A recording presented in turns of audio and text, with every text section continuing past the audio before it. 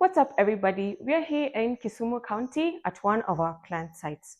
Within this installation, we do have a 31.92 kilowatts peak system and a 42.4 kilowatt hour battery storage. Behind me, you will find that we have a setup for different control panels.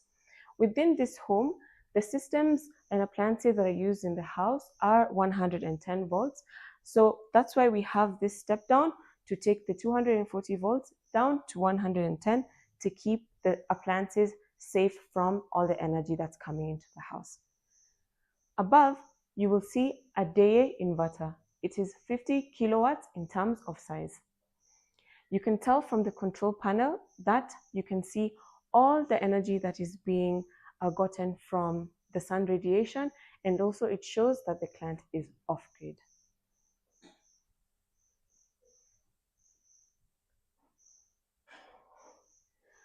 Behind me, the client also did decide to go big and use lithium-ion batteries. His choice was the Waco 5.3 kilowatt-hour batteries. In total, there are 10 batteries, and at 80% depth of discharge, each of the batteries give 4.24 kilowatt-hour.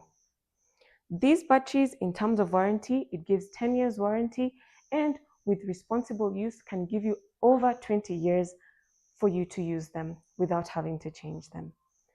The HV box is a communication hub between the inverter and all the 10 batteries. So the HV box collects information from each individual battery and sends the signal into the day inverter. So definitely you can see that the HV box is kind of being a communication hub to the inverter.